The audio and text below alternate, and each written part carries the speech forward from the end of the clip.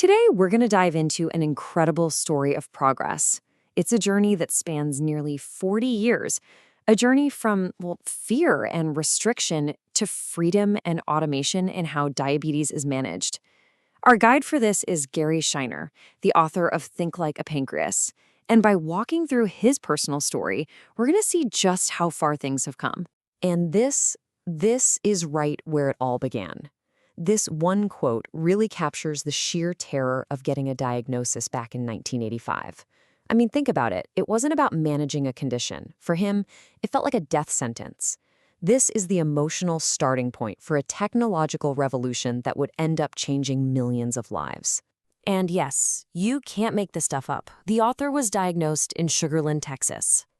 So you've got this 18-year-old college kid, he's super active, has the metabolism of a small country, and then boom, he's suddenly almost 40 pounds underweight. His entire world had just been completely turned upside down.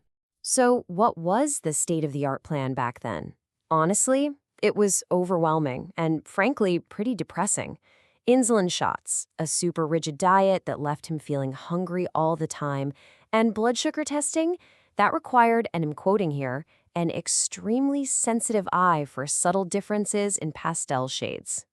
Yeah, no precise numbers, just trying to figure out if a color was sea green or aqua blue. Wild.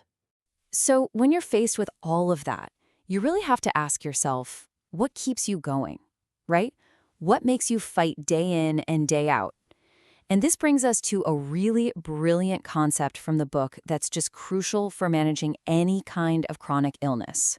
It's called tackling fuel.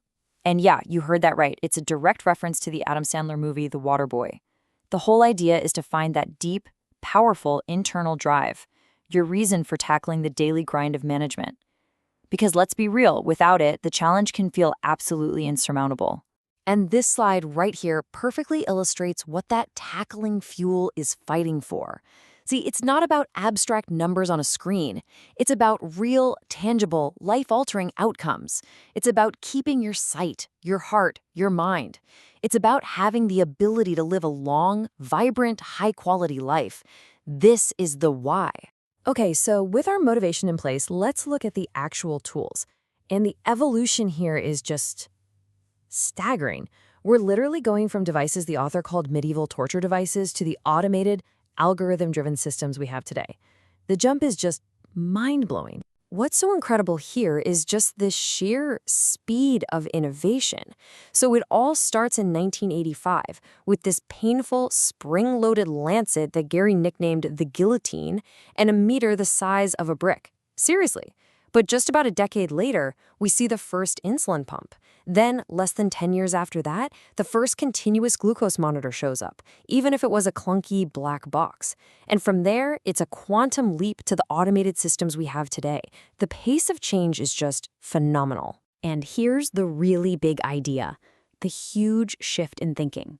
The technology didn't just get smaller and faster, no, it fundamentally changed the entire philosophy of management.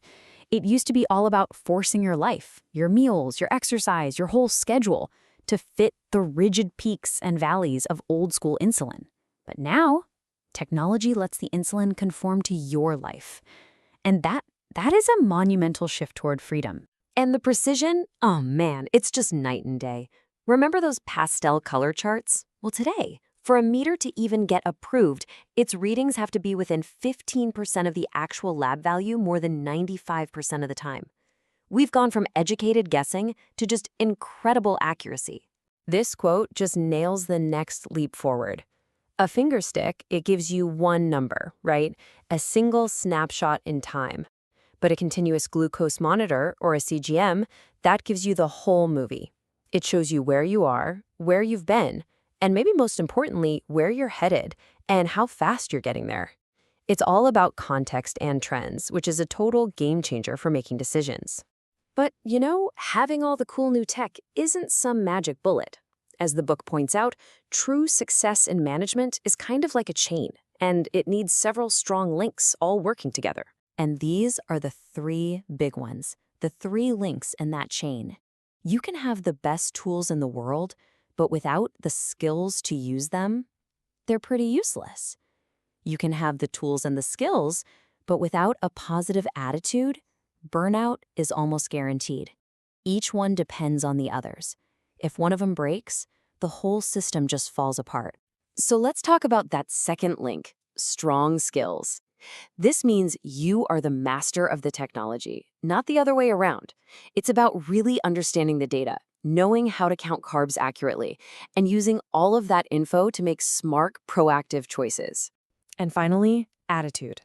Honestly, this might be the most important link in the whole chain. It means being determined for sure, but also accepting that you can't be perfect.